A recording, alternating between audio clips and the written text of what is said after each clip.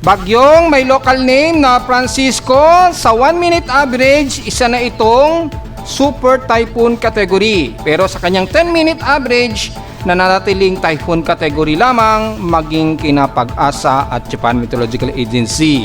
Pero inaasahan na magdadala na ng malawakan at kalat-kalat na pag-ulan bagamat nagkakaroon ng konting minimal rainfall dahil sa umiiral na dry air sa pagitan ng bagyo.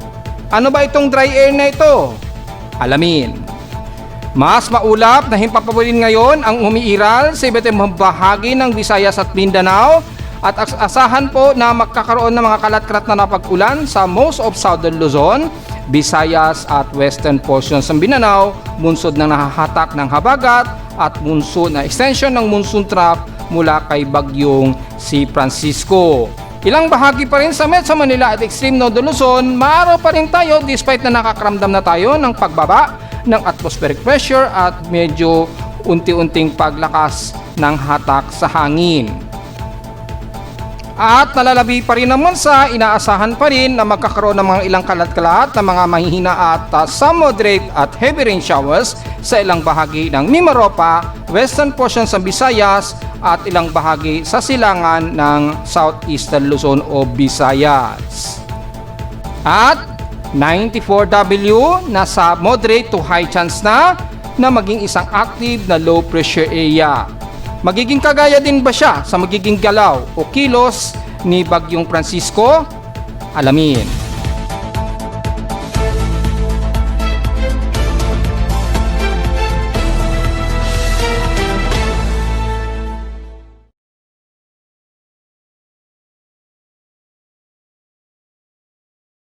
Hello, magandang tanghali mga folks. Welcome po muli sa ating Daily Weather Bulletin at Analysis para sa araw ng Lunes, June 22, 2026. Ang oras sa ating boss may maga ay alas 11:37 na ng magtatanghaling tapat.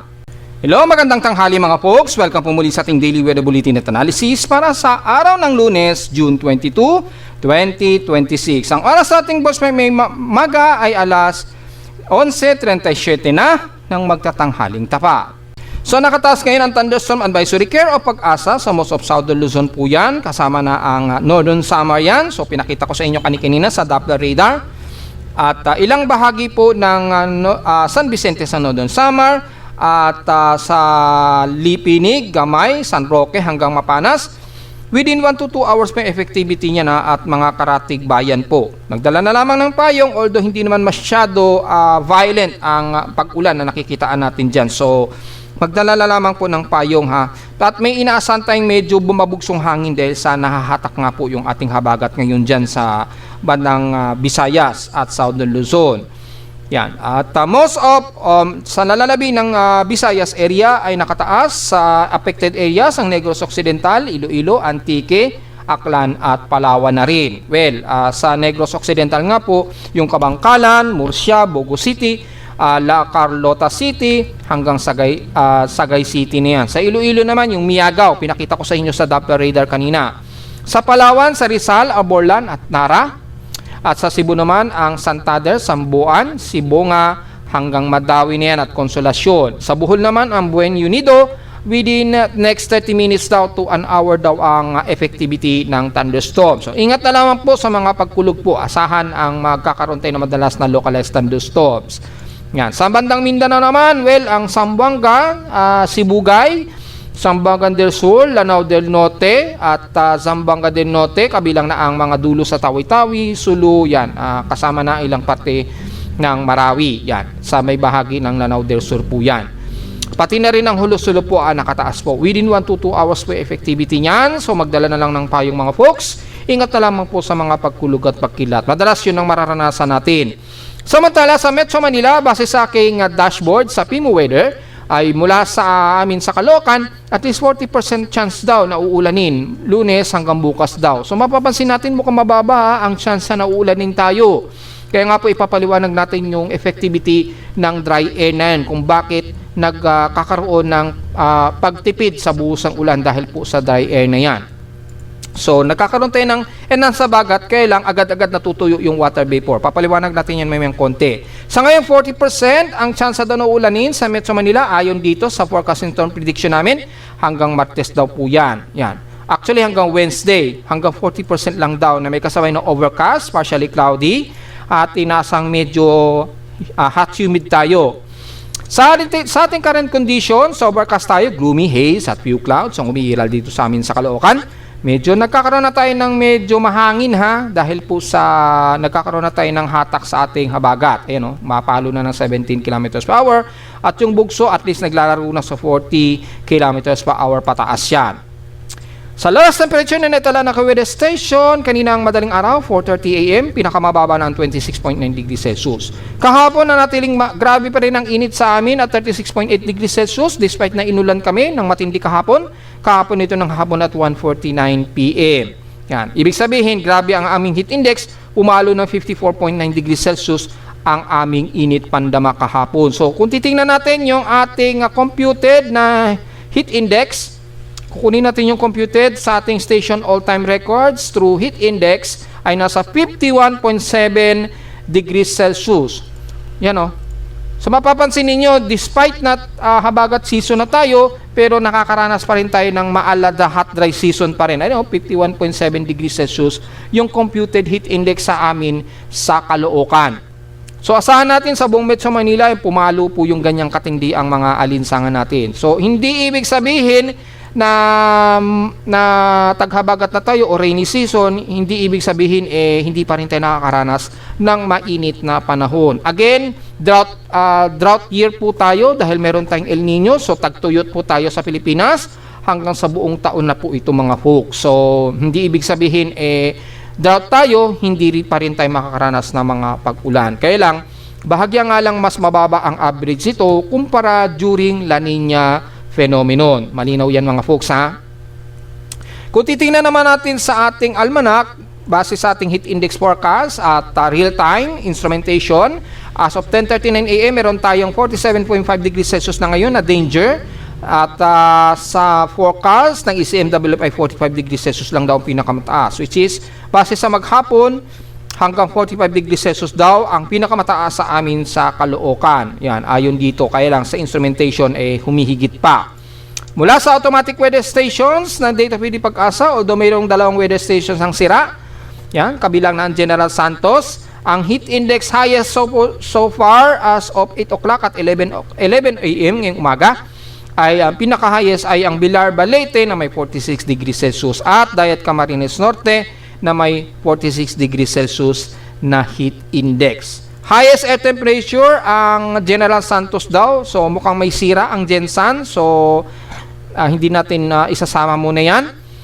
Dito muna sa bandang Mati, Davao Oriental ay merong pinakamataas na temperatura na may 35.5 degrees Celsius. Ayun napakataas, 35.5 degrees. So yan ang nangunguna ngayon kasi itong La Trinidad Benguet sira yata ang kanilang AWS o Automatic Weather Station. So pinaparating natin kay Pag-asa na maayos sana ninyo ang inyong weather station dyan sa La Trinidad Benguet at sa General Santos City. Kasama na ang Romblon, mukhang sira ang inyong automatic weather station dyan. Pakiayos naman po dahil hindi biro po ang halaga ng mga aparato na yan. Napakamahal po ng pondo dyan na ginamit. So sana ay paanda rin po ninyo yan. Mai-repair po sana natin. Usually lang naman, nagkakaroon lang naman siguro ng dumiyan. So kung maaari ma-airtight nyo po yung mga casing ng yan para maiwasan natin na masira yung mga components sa loob niyan. Yan. So, yan po i-fix po natin dahil hindi lahat gumagana ng maayos. So, sa ngayon, ang magiging basehan muna natin, ang Mati, Davao Oriental na may 35.5 degrees Celsius highest air temperature at sa heat index naman, ang Bilyarba Salete na may 46 degrees Celsius heat index. Kung tatabi naman natin sa PX Extreme, in past 24 hours, nangunguna pa rin ang Tugigaraw sa may pinakamainit na temperatura at 38.2 degrees Celsius. Sa lowest temperature naman ay ang Baguio City, sarado, 18 degrees Celsius. Sa Iloilo naman ang Romblon na may 43 mm total rainfall. Lumalabas, pinakamarami kami sa Caloocan kahapon. Nakatotal kami na 62.4 mm total rainfall. So in 7 days, konti lamang at 4.8 mm At sa June, total rainfall sa amin ngayon, nasa 255.3 millimeters total rainfall na po. Halos malapit na kami sa June average of 296 millimeters total rainfall or 40.8 millimeter na lamang ang difference from actual average. So mukhang hindi pa rin magbabago yung aming June rainfall average ha, kasi halos magtutugma na sa aming June average na 296 millimeters total rainfall. So mukhang ganyan talaga ang average namin sa Caloocan taon-taon. So sa atin namang outside humidity ay meron tayong 76% na outside humidity, bumaba ito ng 6% since last hour. Mababa na po yung atmospheric pressure natin dahil malapit na po. Mga below 1,000 km na po yung layo. So detected na yan na 1,004 hectopascals and steady ito since last hour. Very obvious naman dahil malapit na po yung ang position ni Francisco na nasa super typhoon category siya sa kanyang 1 minute average. Pero sa atin, sa official weather agencies natin sa kay Pag-asa at JMA, nanatili itong nasa typhoon category lamang. Yan, para malinaw yan mga folks. Samantala, sa atin namang high tide low tide status, minimum o moderate tayo na mataas ang sea level. So mag-check na tayo dahil nakakahigit 3 days na po tayo sa ating forecast for tide levels. Makikita natin in 3 days ang pinakamataas 0.8 meters po ang itataas. So mukhang ang pinakamataas na lamang na sea level by June 24 po yan sa darating na Miyerkules, at least 0.9 meters. At least hindi na siya lumalagpas ng 1 meter o higit pa. So 0.8 meters po ang pinaka high tide natin. Despite na medyo mababa, asahan natin malakas na po yung alon natin dyan sa may bandang silangang bahagi ng Nodo Luzon hanggang Bicol region po. So kumari, restrain muna tayong pumalaot. Malakas po yung alon dyan dahil sa presensya po ng bagyo at sa hatak sa ating habagat. Hanggang this whole weekend na po yan ha. At dahil hanggang Thursday and Friday po, lalagpas na ito ng 1 meter. So delikado po lalo na sa mga papalaot sa hilagang silangang bahagi ng Luzon. Ganon din sa may bandang Kaluran na mataas po ang alon dyan dahil naman sa inflow ng habagat natin na nag-e-enhance sa habagat na nga po tayo mga folks. Samantala sa ating air quality, mukhang moderate tayo. Medyo merong thermal inversion siguro na umiral. Double check natin mula sa ating almanac. Baka nagloko na naman kasi yung ating temperature measurement. So far ay hindi, pero kahapon kaninang kagabi nag-peak kami sa 290, very unhealthy kagabi. Yan 6:46 PM kahapon. So ngayong araw mukhang below 50 naman ang index. Yan. Pero sa ating outside air temperature so far ay kasalukuyan nasa 33.9 degrees Celsius tayo. So tama naman po. At yung ating humidity ay bahagyang mababa. Hindi naman masyado maximum. So medyo nakakaranas tayo ng medyo pagbaba ng humidity. Medyo nagkakaroon tayo ng dryness. Ito ang dahilan kung bakit nagiging tipid ang buhos ng ulan sa atin despite na nahahatak yung ating habagat ngayon.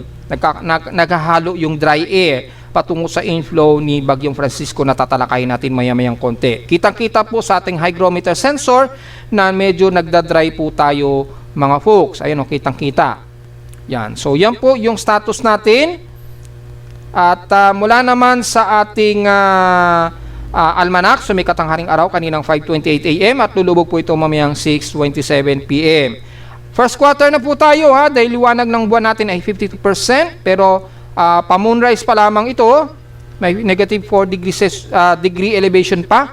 So mag-moonrise pa po ito ngayong 12:10 pa ng tanghali at lulubog po ito mamayang hating gabi o bukas na ng hating gabi na 12:18 AM naman ng madaling araw. So kinabukasan siya mag-moonset. Pa-moonrise pa lamang siya ngayong tanghali. So kitang-kita naman po, ayan nasa negative 4 degree elevation pa siya, pa-moonrise pa lamang siya. At first quarter na po tayo mga folks. Sa atin namang local weather outlook para ngayong Monday and Tuesday, well, very gloomy po tayo magiging maulap tayo sa bandang hapon at localized thunderstorms kagaya rin kahapon, although mababa ang chance ng pag-ulan daw natin at 40 to 42% chance. Ganon din daw bukas, magiging maulap tayo halos buong araw Pero pagdating ng afternoon rain showers, magkakaroon daw tayo ng at least 36 to 40% chance ng pag-ulan daw. So mukhang mababa ang chance na pag-ulan natin sa Metro Manila. Well, tinalakay naman natin yan sa ating report kahapon na hindi pa natin ramdam ngayong araw. Starting bukas pa na medyo mas mararamdaman na natin na magkakaroon tayo ng mga kalat-kalat na pag-ulan po. Until Wednesday and Thursday na yan tuloy-tuloy. Highest and lowest temperature expected maglalaro between 33 to 34 degrees Celsius and lowest temperature expected 27 degrees Celsius. So sa ating short-term weather forecast, makikita natin bandang Wednesday and Thursday dito medyo maulan na tayo hanggang sa susunod na weekend na raw yan at patuloy ang overcast po. Kitang-kita naman po medyo sunod-sunod na magiging maulan daw tayo dito sa Metro Manila, lalo na sa amin sa Caloocan. So, diretso agad tayo sa ating ginagamit na satellite imagery. Makikita po natin yung sentro ni Bagyong Francisco. May nakikita na tayo na center eye wall niya. Lumitaw na po yung pinakamata niya na senyales. Isa na itong mas malakas na uri ng bagyo. So, kung i-activate natin yung pinaka full reproduction at makikita yung ma-actual na lawak nito sa pinaka satellite imagery ay ang mga malawakan nito na kaulapan. Pero mapapansin nyo po, mayroong umiiral na dry inflow ng hangin dito. Yan o. Yan. Medyo may humahalo na dry air dito sa pagitan na ito. Papasok ng pinakasakit nitong si Bagyong Francisco. So, nangyayari tuloy yung ilang mga water vapors dito, agad-agad natutuyo kaagad bago ito makapasok dito sa pinaka-inflow niya. So, ganun din ang umiiral dito dahil may naghahalo na dry air. Medyo nagiging tipid ang buhos ng ulan ngayon. Yan. Nagkakaroon naman ng mataas na water vapor, so i-activate po natin yung RGB para medyo mas klaro yung kaulapan. Makikita natin na ilang bahagi po ng Visayas, Mimaropa, Western Visayas, lalo na nakakaranas ngayon sila ng kalat-kalat na pag-ulan dyan. May mga ilang moderate to heavy rain showers po na pabugso-bugso ngayon ang nararanasan nila dyan hanggang dito sa bandang Cebu at Eastern Visayas. Kabilang na ang isla dyan ng bandang Masbate, at bandang Northern Leyte at Northern Samar. Nagkakaroon sila ng kalat-kalat na pag-ulan. Kaya lang, mapapansin ninyo hindi masyado violent or torrential ang nagiging buhos ng ulan. Kasi medyo may humahalo kasi na dry air dito. So dahil naghahalo po yung dry air, yung 100% dapat na water droplet ay nababawasan. Natutuyo kasi iba nito. Kaya nababawasan po yung percentage ng droplet ng ulan. Kaya yung pagbuhos dito sa mga area na kung saan nasasakop ng mga kaulapan na ito ay medyo kokonti na lamang, at least mga madalas, moderate, ilan na lamang yung mga heavy rain showers. Ang katibayan nito, kung i-activate natin yung heavy rain potential, ayun po, makikita natin na clusterized ang nagiging heavy rain. Although nagkakaroon pa rin ng mga moderate and heavy rain, wag natin pa rin baliwalain yan, kabilang na ang bahagi po ng buong Palawan area, kabilang na ang dyan sa baba ng Port of Princesa, pababa na yan ng Batara sa Balabac, hanggang Kalayaan Group of Islands. Western portion of Visayas, well, apektado na ang ilang bahagi sa Panay Island, sa Antique, kasama na ang ilang bahagi ng pababa ng Loaan, Patnongan, San Jose de Buenavista, Tobias Fornier, yan. Nakakaranas sila ng ilang moderate na heavy rain showers po dyan. Kaya ingat pa rin po mga puksa, wag natin baliwalain pa rin yung mga biglang bugso na buhos ng ulan na yan. Kasama na ang Igbaran, Iloilo, Guimaras, yan. Ilang bahagi pa rin ng Negros Occidental, kasama na ang Sipalay, nabanggitan natin kanina yan, Hinaubabaan, Candoni, yan. Kamangkalan, maulap na rin sa buong bahagi ng Bacolod, Canlaon, yan. Most of Panay Island at Negros Region hanggang Cebu, mas mostly cloudy na po kayo dyan sa maghapon. Kabilang na ang Bohol. Pero yung mga kalat-kalat na pag-ulan, mostly dito sa baba ng kaluran pa rin yan ng Panay Island at Negros Region. Ilang moderate and heavy rains din tayo sa may bandang Leyte. Kabilang na ang Biliran Island, Maripipi Island. Yan, patawid na yun dito sa may bandang Aymagro, Santo Niño, Tagpulan, at dito sa baba ng Masbate. Lalo na sa Esperanza, Placer, Pobi Burgos, Kataingan, yan, hanggang Kawayan. May heavy rain potential po kayong umiiral dyan, so ingat po sa mga potential pa rin na pagbaha kung magtuloy-tuloy yan ng more than 1 hour ang buhos ng ulan. Maulap din at kalat-kalat din ang mga pag-ulan ang aasahan sa northern part ng Samar, kabilang na ang Bobon, Lope de Vega, pababa na yan ng bandang San Jose de Buan, hanggang Katbalogan. Siyempre, ang silangang bahagi nito mula sa bandang Mapanas, Oras, Dolores, Borongan, Isang Samar at maulap na rin sa parte na ito ng Hernani hanggang Guian, Isang Samar. So expected pa rin ang mga localized thunderstorms at kalat-kalat na pag-ulan na may pagkilat at pagkulog. Sa Mindanao naman, nakakaranas pa rin ng mga ilang moderate rain showers ang bahagi nga po ng Misamis Occidental at Lanao del Norte at most of Zamboanga Sibugay, del Norte, Zamboanga City at isla ng bandang Basilan hanggang sa bandang Hulusun na po yan, dulo-dulo na po yan. Makakaroon ng mas maulap na yung papurin, localized thunderstorms and scattered rain showers. Pero mapapansin nyo, hindi masyado violent rain ang nakakaranas sa inyo ngayon dyan sa may bandang Zamboanga Peninsula. Pero patuloy pa rin kayo magiging maulan kabilang na ang northern part ng Mindanao mula Cagayan de Oro, Mapakamigin man yan, or bandang Misamis Oriental. Bagamat dito sa may bandang Sorsogon area, at least dito medyo katamtaman tayo pero madalas magiging maulap ang inyong himpapuwirin kabilang nasa Nilindol sa may bandang Davao Occidental. So at least medyo nakatawid na po yung mas maulang panahon dito sa bandang General Santos, pero wag natin balawalin yung mga isolated rain showers anytime. Posible pa rin ang landfall o landslides ay mag-ingat pa rin po tayo lalo na sa buong South Cotabato hanggang dito na yan sa may bandang Glan, yan, paligid na yan ng Davao Occidental sa Jose Abad Santos at hanggang sa dulo na yan patawid ng Sarangani Island. Ingat po dyan mga folks. Maulap na rin ang buong Eastern Mindanao bagamat medyo mas maaraw tayo sa Davao City, mukhang walang masyadong kaulapan dito tayo natatanaw. So mostly partly cloudy lamang and to some mostly cloudy lamang ang inaasahan natin. I-activate natin yung BO3, halos wala rin tayo nakikitaan na maulap na paligid. Sandwich mode ay halos wala rin gaano. So i-activate natin yung opacity, halos walang masyadong kaulapan, moderate ang panahon dyan, pero hindi mawawala ang mga isolated rain showers, lalo na sa bandang hapon po kasabay ang localized thunderstorms. Wala naman sa bahagi ng South Luzon, makikita natin medyo tipid din ang pag-ulan, although mas maulap tayo ngayon, nakakaranas tayo ng mga ilang maulap na yung papawirin at yung heavy rain potential, mapapansin natin hanggang moderate pa lamang ang nararanasan natin kabilang na ang Bicol Region, Mindoro, isla ng bandang dito sa bandang Burias Island, Marinduque at sa hilagang bahagi ng San Agustin sa Romblon area.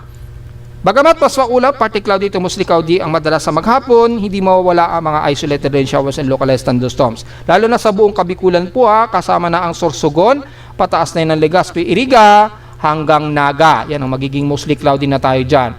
Most of Camarines Sur, Camarines Norte at dyan sa bahagi ng Catanduanes, makakaranas pa rin tayo ng mga ilang light to some moderate rain showers. At siguro yung forecast ng mga heavy rain showers, siguro napakaliit lamang ang percentage nito. So magdala pa rin ng payong mga folks kahit na hindi ganon kamaulan ang mararamdaman natin sa bandang Southern Luzon. Despite na magiging gloomy tayo sa maghapon at sunod-sunod, unti-unti starting bukas din na makakaramdam din na tayo ng mga maulan na. At ilang kalat-kalat na mga moderate to heavy rain showers sa bandang Bicol Region at most of Mindoro, pataas na yun ng bandang Quezon Province. Starting siguro yan mga bukas ng madaling araw yan onwards na. Ganon din na mararamdaman sa bandang Quezon Province at most of Calabarzon area. Gloomy na rin tayo, maulap na yung papurin, kaya lang medyo hot humid pa rin po tayo mga folks. Pumapalo pa rin sa 33 degrees Celsius to 35 degrees Celsius ang temperatura. Kasama na ang Metro Manila, ilang bahagi ng Bulacan at Central Luzon. Bagamat naka-forecast tayo ng mga localized thunderstorms sa bandang hapon po, so hindi mawawala ang chance pa rin tayo na uulanin hanggang 60 mm kagaya po kahapon. Despite na gloomy at overcast, magiging hot humid pa rin ang magiging panahon natin sa bandang Central Luzon sa Tarlac, kabilang ng Zambales, Pangasinan at most of extreme Northern Luzon. Mas mararamdaman pa rin talaga natin yung mga unti-unting medyo malakasan na napag-ulan, mga starting talaga bukas na at onwards, lalo na bandang Miyerkules, na mararamdaman na rin unti-unti ng mga taga Central Luzon yan, pataas na yun ng bandang extreme Northern Luzon. Sa ngayon, mga light to moderate muna na nararamdaman dito sa silangang bahagi ng Northern Luzon, kabilang ng Isabela, Tuguegarao, pababa na yun ng Kasiguran, Aurora, and the rest ng bandang Quezon Province po yan sa silangang bahagi ng Luzon, na kung saan mas malapit po yung distansya ng range ngayon nitong si Typhoon Francisco. Ito po yung pinaka-actual satellite niya. Ito po yung heavy rain potential niya. Mapapansin nyo, maliit lamang ang diametro ng heavy rain potential niya. Yan. Estimate kung susukatin natin, siguro mga around dito hanggang dito, siguro mga nasa around 470 to 500 lamang o 550 km lamang ang lawak ng diameter nitong si Francisco. So medyo compact o maliit na klase lamang ito na bagyo despite na nasa typhoon category ito. So dahil medyo compact din ang nagiging pag-enhance sa ating habagat. Although nahahaluan kasi ng inflow ng dry air dito sa bandang kanluran ng Nodo Luzon. Yan. Ito medyo may dry air kasi dito. Yan. Hanggang dito. Yan. Medyo dry air dyan. At dahil po nahihigop yung ating habagat, ay nahihigop din kasabay nito yung tuyong hangin o halos walang water moisture na dala itong dry air dito sa portion na ito. So dahil na humahalo yung dry air dyan, ang water vapor ng monsoon trap tuloy ni Francisco ay medyo nadidiminish o nababawasan. Kaya yung mga kalat-kalat tapag ulan, mapapansin nyo, hindi masyado ganun ka-violent, maliban na lamang dito sa ilang portion lamang ng bandang kanluran ng Visayas at Palawan area. Kasi dito, malakas po yung hatak sa habagat o southwest monsoon. Dito sa bahagi nito. Dito, yung portion nito, malakas ang hatak sa habagat. Dito nagkakaroon ng enhance habagat sa portion na ito. Yan. Yan. Dito nagkakaroon ng enhance habagat. Ilalagay natin as EB o enhance EH pala. EH o enhance habagat. Yan. So, yan po yung portion na yan, medyo malakas po yung hatak sa habagat. Kaya, dyan sa portion na yan, medyo makakaramdam sila ng malakas-lakas talaga na heavy rain showers. Hindi sa buong entire ng Visayas po. Medyo cluster lamang ang mga heavy rain showers na mararamdaman, lalo na dito sa bahagi nga po ng Masbate. Kaya, ingat po sa Masbate ha, posibleng magkaroon tayo ng flash floods dyan sa paligid po ng Kataingan, Kawayan, hanggang dyan sa mandang Esperanza. Ingat po dyan sa area na yan. Kaya po kasi may mga heavy rain showers na nararanasan dyan mga folks. So yun po yung kasalukuyan na status ng magiging ulan natin ngayong maghapon kasama ang Metro Manila at yung water vapor natin. Masyadong concentration lamang dito sa area na ito ng Palawan, West portion ng Visayas at Mindanao o most of Zamboanga Peninsula. Yan ang mataas ang concentration. Kaya dyan na medyo mas concentrated ang malalakas na buhos ng ulan kumpara sa entire ng South Luzon, Visayas at Mindanao area. So kung sisilipin natin ang gas and mean sea level pressure mula sa data feed Pag-asa, makita po natin yung galaw nito in 124 hours o 144 hours. Mapapansin natin yung bugso ng hangin, medyo tipid lamang ang hatak nito. Siguro pagdating ng June 24, yan, mga Wednesday na siguro Tuesday o Wednesday, dyan medyo mararamdaman natin sa Metro Manila ang medyo malakas na hatak na bugso ng hangin. Sa ngayon, medyo hindi pa natin masyado ramdam yan. Yan. Atmospheric pressure, naglalaro 1,004 hectopascals. Dito sa aking actual na barometer, nasa 1,002 o 1,003 hectopascals na po siya. Ito yung actual instrumentation reading ng aking aparato. So, at least 1,004 hectopascals to 1,003 hectopascals po ang naglalaro. Sa 24-hour accumulated rainfall, mapapansin natin, tipid din ang buhos ng ulan. Mapapansin nyo, mostly moderate rain showers lamang ang kadalasan na bubuhos dito sa loob ng 24 oras. Ayun, no? O, di ba? Halos hindi ganun ka-violent o hindi ganun kalakasan ang magiging buhos ng ulan. Dahil nga po sa may nahahalo nga pong dry air, kaya medyo bawas. Nagkakaroon lang ng mga ilang moderate to some heavy rain dito sa may bandang kaluran nga po ng bandang Palawan, Zamboanga Peninsula at western portions nga po ng Visayas sa may bandang Panay Island at Negros Occidental. Nonetheless, ang ilang bahagi ng bansa medyo light rain lang siguro. Yan, may mga light rain lamang, napakahina lamang na pag-ulan, mga between 1 to 20 mm lamang base dito sa legend ang mga buhos ng ulan. Yan. Sa Metro Manila, medyo magkakaroon tayo ng mga ilang light rain showers to some moderate. Ayun, no? Konti lamang, siguro mga around 10 mm, estimate, mga ganun lamang, to 25 mm, lalo na sa may bandang Bataan at Zambales. Ano? Diyan, hanggang sa may bandang portion ng bandang Batangas. Sa loob ng 24 oras po yan, hanggang 144 hours po yan extension. Mula sa 6 hours SWAT, ang most of concentration na magiging ulan, dito nga po, sa western portions nga po ng Visayas. Ayun, no? Ang linaw-linaw naman mga pukso. Yan, no? Mostly nakakaranas ng enhance sa bagat ay ang bandang kaluran nga po ng Visayas, Palawan, yan, southwestern Luzon, at ang bandang western portions ng Visayas. kasama na ilang portions ba ng Zamboanga Peninsula. Yan sa loob ng 78-hour period po yan. Hindi masyado dito sa bahagi nga po ng silangan ng bansa natin. Magkaroon man ng pag-ulan, siguro mga light rain showers and some moderate lamang, pero hindi ganun ka-violent ang magiging buhos ng ulan. Probably yan din ang sasabihin ng mga meteorologists natin kapag napanood na nila yung ating report. Ayun, kitang-kita naman po. And then maghe-heavy rain yan sa most southwestern Luzon hanggang dito sa may ng western part ng Visayas at Mimaropa area. Yan And then by June 24 to 28, medyo magkakaroon na tayo ng mga ilang moderate to heavy rain. Epekto na yan ng pagbalik ng ating habagat po sa darating na weekend. Yan malinaw yan mga folks. Kaya tumataas na po yung ulan dito. Magsisimula yan sa may bandang kaluran ng Visayas at Mimaropa. And then unti-unti madadamay na ang Metro Manila nitong darating na Friday hanggang onwards na yan ng Sabado at Linggo. Nitong darating na weekend. Yan. And then sa ating 6-hour accumulated rainfall ay most of western sections ang magiging mas maulan. Hindi masyado sa silangan, kalat-kalat lamang. Ilang parte lamang sa may bandang Northern Mindanao medyo magkakaroon ng kalat-kalat na pag-ulan. So hindi ganun ka-violent ang magiging pag-ulan sa may bandang silangan. Siguro mga heavy rain dito sa may bandang kaluran na tinutukoy natin dito sa bandang Mimaropa nga po, western portions ng Visayas, ilang parte pa rin ng Mindoro, western portions ng Luzon, kabilang ng Zambales, siguro sa Metro Manila hanggang some moderate lamang to some heavy rain lamang. Hindi ganun ka-violent ang buhos ng ulan natin this week. So medyo nakatulong yung dry air na nag-hindrance para makahatak ng maraming habagat rains na water vapor. So medyo na-concentrate o na-minimize yung pagdami ng water vapor dahil nga po nahaluan ng dry air. So yun po yung nangyari sa kanya. Malinaw po yan Yan ay mismo sa pinaka-SWOT ng WRF ng GFS na naka-data feed kay Pag-asa. So diretso agad tayo sa ating ginagamit na computer-generated tropical cyclone sector. Mula sa 1-minute average po nasa super typhoon category na itong si Francisco na category 3 super typhoon.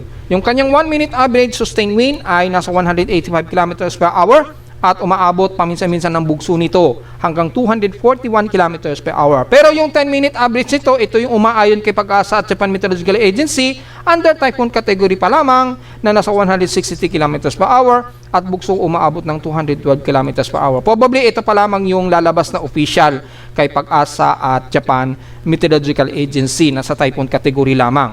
Typhoon category 1 yan to category 2.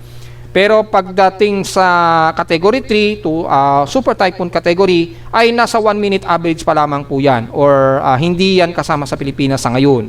Yan, sa ibang mga weather agencies po yan, gaya na lamang ng Joint Typhoon Weather Center, etc. So nasa 185 km per hour na po ito under category 3 super typhoon na nga po. So as of 8 o'clock AM, ang layo na lamang nito, less than 1,000 na po, ang reference point natin ay ang bandang Tuguegarao. Mula sa Tuguegarao, ang layo niya ay nasa 639 km east na lamang ito ng Tuguegarao po. So below 1,000 na po siya. So malapit-lapit na talaga siya. And then kumikilos po ito westward sa bilis na 20 km na hour. So napakabilis po yung kilos niya. So mga bandang gabi na siguro, nandito na siguro yan.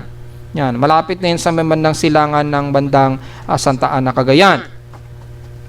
Samantala, itong C94W, medyo nagmo-moderate na po ang kanyang intensification Moderate to high chance na po itong magiging isang active na low pressure area.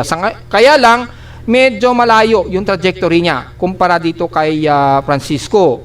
Sa ngayon, as of 8 o'clock AM, kung ang reference point natin ay ang Catanduanes, mula sa Catanduanes, ang layo nito ay nasa layong 2,694 km east ng Catanduanes sa labas ng Philippine Area of Responsibility o halos mas malapit ito sa Guam. Lapit nito sa Guam around 499 km lamang northeast ito ng Guam or bandang Guam or Northern Mariana Islands. Kumikilos din ito, mapapansin nyo pa northwestward po ang kilos niya. So lumalabas parang paganyan ang kilos niya pa northwestward and then posibleng mag-recurve din kaagad pataas. Yan. Samantalang si Francisco, kung titingnan natin yung kanyang tropical cyclone track combination, ayan, Wala itong nakikitaan pa rin na ito ay tatama sa anumang malaking kalupaan ng bansa, pero pagdating po bukas, starting siguro bukas ng bandang hapon, posibleng magtaas na po ng tropical cyclone wind signal si Pag-asa. Sa paligid nito ng bandang Isabela siguro o bandang Cagayan Valley, kasama siguro ang ilang bahagi ng Batanes Group of Islands. Starting siguro yan bukas.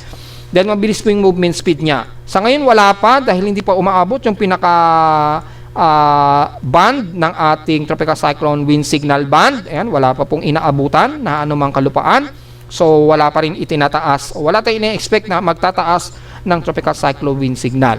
Mapapansin natin dito is sa loob ng 24 oras, lalapit na ito sa halos bandang silangan ng Santa Ana, Cagayan bilang typhoon category or super typhoon category sa kanyang 1 minute average po. And then pagdating po ng mga bandang Martes, mga Martes po ito. Yan, dito medyo kikilos dito pahilaga. Yan, mga hapon po yan o gabi. Then magre-recurve na siya mga bandang kinabukasan ng Miyerkules ng hapon o gabi. And then mag-northeastward na ito sa loob ng 72-hour period. Yan. So dito probably magtataas ng tropical cyclone wind signal si Pag-asa dito siguro kasama ang Batanes Group of Island at ilang areas din ng Cagayan Valley. Yan. Pero the rest ng bansa natin walang inaasahan tayo na itataas na tropical cyclone wind signal. Ang magiging problema lang natin yung magiging hatak nito sa ating habagat lang. Which is na-discuss na natin kanina po na magkakaroon pa rin tayo ng mga pag-ulan. Hindi nga lang ganun ka sobrang violent. So medyo hindi pa natin mararamdaman yung matitinding pagbaha talaga. Yan. So medyo prepare pa rin tayo mga folks despite na walang nakikitaan na tatama at lahat ng official weather agencies halos iisa pa rin yung magiging forecast nila. Maliit lamang ang cone of error o cone of probability. Maliit lamang. So masyadong compact na. So yung mataas na error o probability of error maliit na lamang. Yan, yun po yung maliwanag diyan. Sa DeepMind AI, nilagyan na natin ng mean track kasi mayroong nag-request na foreigner, lagyan ko daw ng mean, ito yung mean track, para makuha yung calculation ng estimate ng pinaka-mas mean na magiging galaw ng bagyo. So nilagyan na po natin ayan, mean track para sa inyong mga nire-request.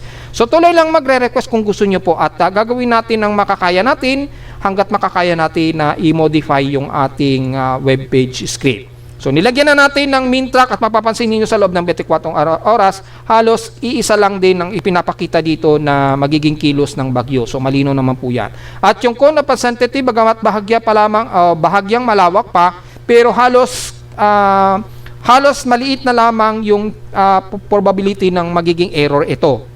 Maliit. So medyo compact na kasi siya o manipis na lamang yung error niya. Kokonti. Yan o. Napakaliit na lamang o halos very compact na yung error niya. So kung kukunin yung pinaka mean track, yan po yung magiging kilos niya. Halos walang nakikitaan din na tatama sa malaking kalupaan ng bansa.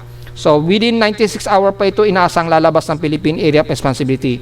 So mula sa ating official, mula sa dito Pag-asa, kung titingnan natin inaasang lalabas ito ng Philippine Area of Responsibility sa darating nga po na Biyernes ng umaga. Yan o. Mga 8 a.m. onwards. So, bandang umaga siguro, depende pa rin sa movement speed yan na magbabago po yung eksaktong oras niya kung kailan ito lalabas ng Philippine Area of Responsibility sa darating nga po na Biyernes. So, sa ngayon, 8 o'clock, so ibig sabihin, umaga ang inaasahan na lalabas ng Philippine Area of Responsibility sa darating na Biyernes si Bagyong Francisco. Yan po yung malinaw niya. Sa ngayon, yan pa lamang yung malinaw na magiging forecast nitong si Francisco. So, ang magiging concern lang talaga natin yung enhanced bagat na mapapalakas ni Bagyong Francisco. Ito naman sa Japan Meteorological Agency. Ito may forecast track niya. So, dito, ang Batanes Group of Island, nakataas ang tropical cyclone wind signal kay Joint Typhoon Weather Center. Ito rin yung forecast track niya. Bandang Batanes Group of Island din ang itataas sa loob ng 24 to 48 hour period o hanggang bukas hanggang Miyerkules. Magtataas ng tropical cyclone wind ng signal number sa bandang Batanes Group of Island. Halos inaabot na siya ng outer bando o strong band. So posibleng magkaroon ng storm surge sa may bandang Batanes Group of Island hanggang bandang Calayan, Cagayan po yan. Sa darating po yan na Martes o Miyerkules. Yan, malinaw po yan. Mula dito sa forecast track naman ng Joint Typhoon Weather Center. Yan. So, lahat ng apat na weather agencies na pinapakita ko sa inyo, at least malinaw yan, maging sa ating AI ng DeepMind AI. Mostly, yung mga meteorologists, ginagamit na rin nila yung DeepMind AI. Since napaka-reliable din naman kasing gamitin ito. Yan. At napakaganda ng accuracy. At dahil artificial intelligence ito. So, meron tayong data sa loob ng at least 18-hour to 48-hour period ay dito lang sa mamandang Batanes Group of Island, ilang bahagi pa rin ng Cagayan Valley na magtataas ng tropical cyclone wind signal. Pero the rest, hindi masyado mararamdaman natin yung storm surge niyan. Masyadong malayo yung distansya niya. So, medyo sinuswerte pa rin talaga tayo kahit papaano mga folks. Yun po yung pinaka-forecast track at ito po yung pinaka-floating satellite niya.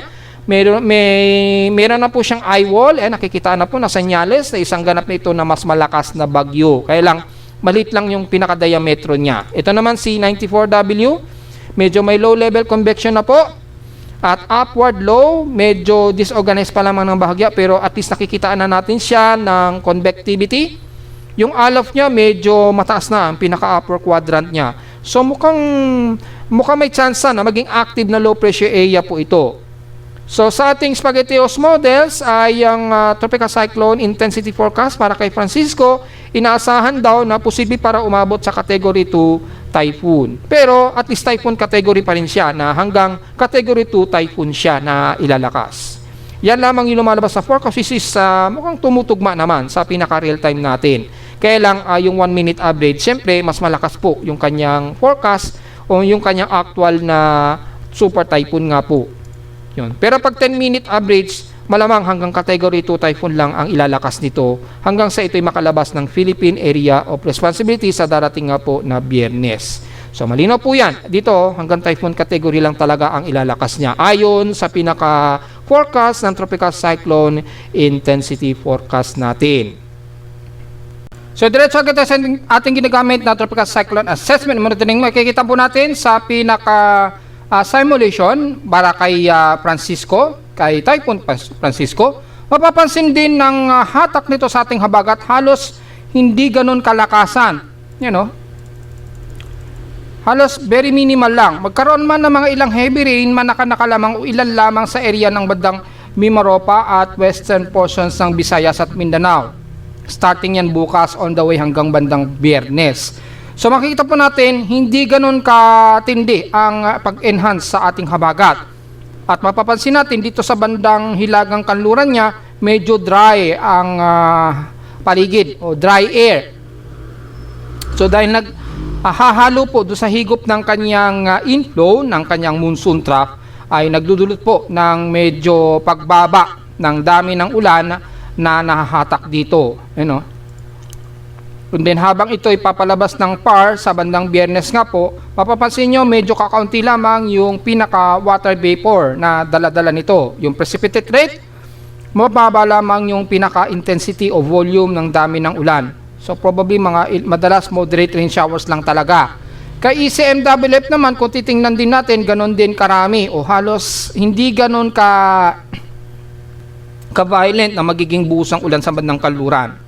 Kasabay naman itong si 94W, mapapansin nyo po, pagtawid niya ng bandang Guam ay magno-north-westward ito.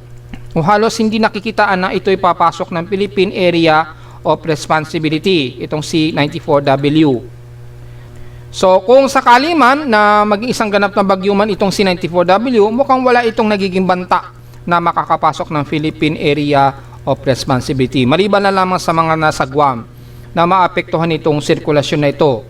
At base na rin sa ECMWF, mataas ang kumpiyansa ng forecast na magiging tropical depression pa po ito. Within or next 48-hour period. So malinaw yan mga folks. Sa ngayon, nasa moderate to high na po ang chance niya na magiging tropical depression. So yun po. Yan po yung sitwasyon at mapapansin din natin na tipid ang nagiging dalang ulan na nahahatak sa ating habagat despite na nagkaroon tayo ng enhanced habagat sa may bandang timog kanluran ng bansa. Mula naman sa global spectral model, ganun din ang makikitaan, although mahahatak pa rin yung ating habagat, kaya lang hindi ganun kadami rin ang hangin o kasama ang water vapor na magpapaulan dito sa bandang timog kanluran ng bansa. So medyo minimal lang o yung kumbaga yung threat na magdudulot yan ng matitinding pagbaha, yung pinaka-violent rainfall ay hindi ganun na halos lalagpas ng 50% ang probability. Sa mean sea level pressure, although aktibo na nga po siya at strong cyclone, ay yung atmospheric pressure dito sa atin sa Luzon naglalaro sa 1,006 to 1,004 hectopascals. Pero sa amin nga po dito, 1,002 hectopascals na po. Bumababa na po yung atmospheric pressure. Anytime mag-a-alarm na po yung aking weather station na sasabihin below to 1,002 hectopascals na lamang po yung kanyang atmospheric pressure. Yan po yung maliwanag. And then C94W halos hindi pa masyado nahalata o nakikitaan dito. Yan o, hindi pa masyado kita dito, although may mga forecast na nga po na magiging tropical depression C94W. Although sa tropical cyclone forecast activity, yung Genesis, makikita natin ay isang ganap na bagyo, aktibong low pressure area na daw itong C94W. Ayan, by starting mga Wednesday. So baka bukas o Wednesday o within 24 or next 24 hours, posibleng maging tropical depression na nga itong C94W. Kaya lang, gaya ng ating sinasabi, mukhang wala itong banta na papasok ng Philippine Area of Responsibility. Pero titingnan natin o tututukan natin maigi ha, baka biglang magbago yung trajectory din. Again, meron po kasing high pressure area dito sa may bandang southeast ng Japan. So baka maikabig din niya pakanluran na ang magiging tendency baka mag-west-northwestward din ang magiging kilos niya. So in 144-hour period, kung sisilipin din natin,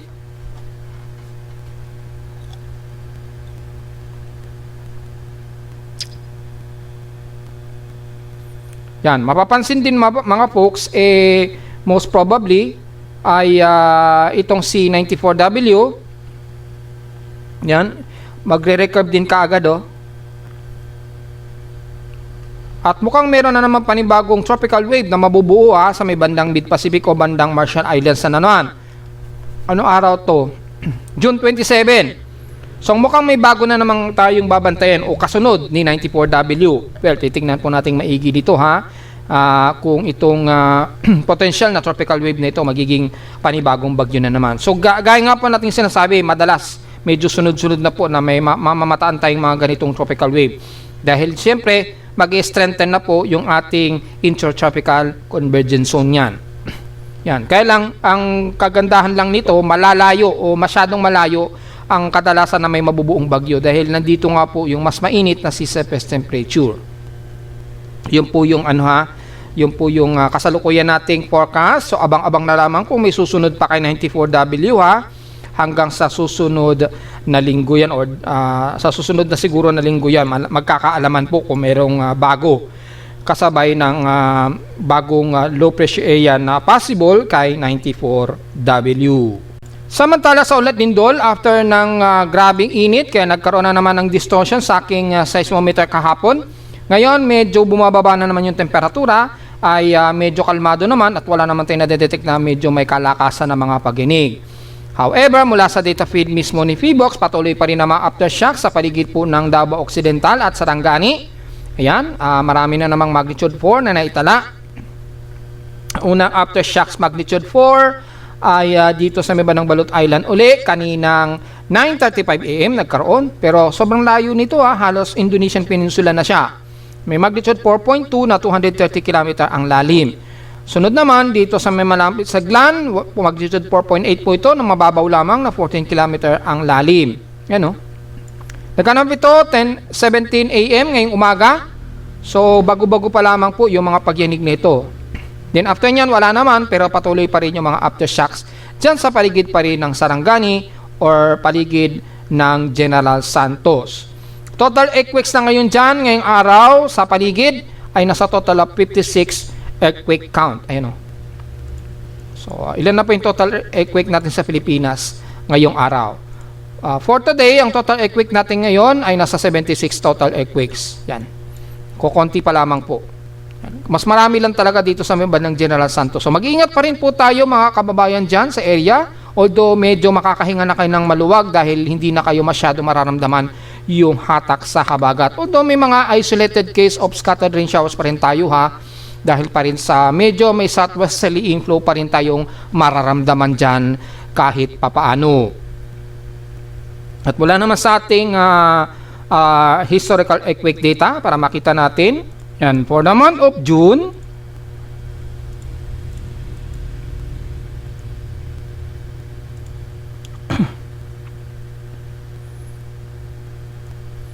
yan, mukhang hindi agad nag-load yan. So, for the month of June, ang total earthquakes na natin ngayon ay 2,622, 2,495 dito is magnitude 2.0 pataas, 107 magnitude 4.0 pataas, 17 sa magnitude 5, dalawang magnitude 6 at isang magnitude 7.0, which is yung magnitude 7.8 na lindol nung nakaraang June 8 po.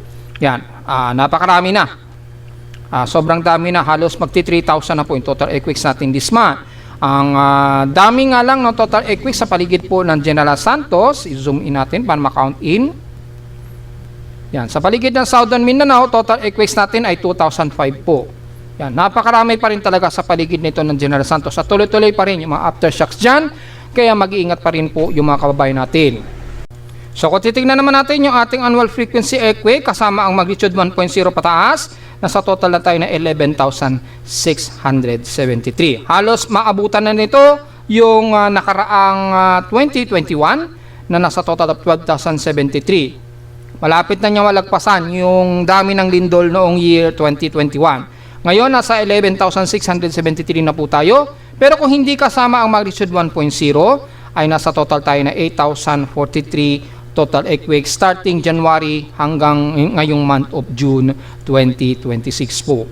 So yun po yung pinaka-latest ng record natin ng lindol ngayong araw. So diretso agad tayo ng lagay naman ng ating water reservoir na natili pa rin mababa o patuloy pa rin na pagdaos-dos ng water level. Kabilang na rin si Magat Dam. Nagsimula pong nag-critical si Magat Dam yan noong June 15. Yan, noong June 15, nag-critical na rin si Magat Dam. Kasabay ni Angat Dam na 167.50 meters. Ngayong araw ay ang water level ni Angat Dam ay 164.5 meters. So very critical from 182.35 meters po. Below critical level na talaga. So sobrang below critical level.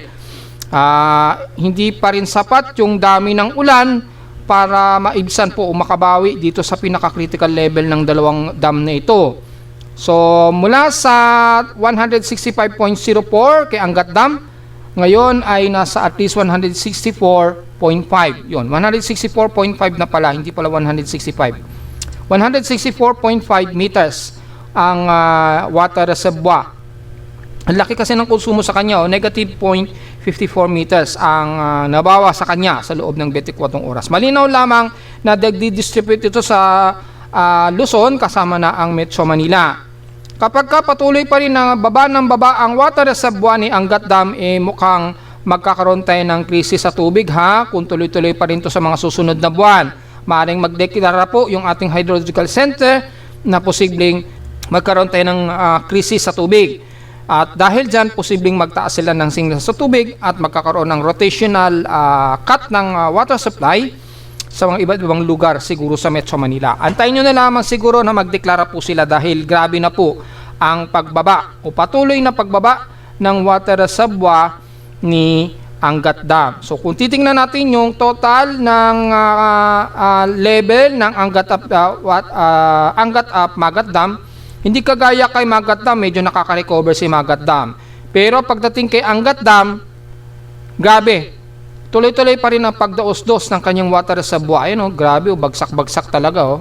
Dire-diretso pa rin yung pagbagsak ng water reservoir ni Angat Dam. Hindi na po ito maganda dahil hindi man lang nakaka-recover kahit bagya yung water reservoir ni Angat Dam.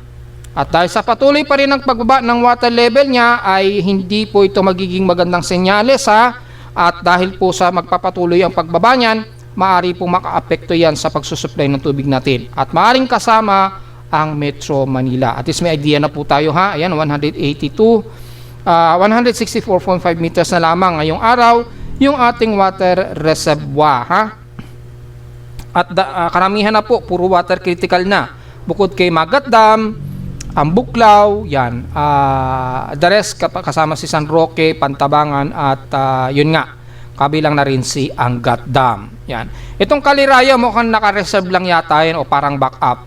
Ganon din kay Ipo Dam at Lamesa Dam. Kasi halos hindi nagagalaw. Baka backup lang po ito. Kung sakaling mag-critical si Angat Dam. So mukhang meron tayong mga backup. Kaya lang, syempre, kakunti lang yung reservoir niya na. Kasi pang-backup lang po talaga yung dalawang yan. Kung titignan ko, mukhang backup lang yung dalawang yan para dito sa nagsusupply na Angat Dam. So, lumalabas, critical pa rin yung level ng ating water reservoir. Oras na gamitin na po yung pinaka-backup niyan, ibig sabihin ay nasa crisis na po tayo sa supply ng tubig. At narito naman natin tinidate the weather forecast para sa araw ng Lunes, June 22, 2026.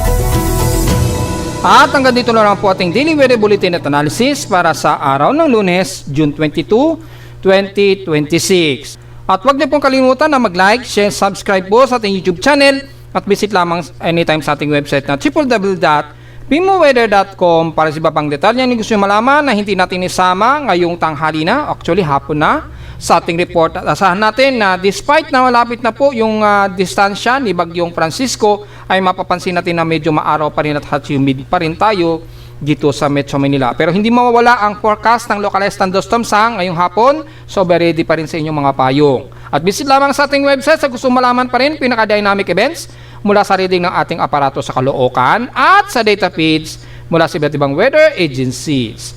Maraming salamat po mga folks at magandang araw po sa ating lahat.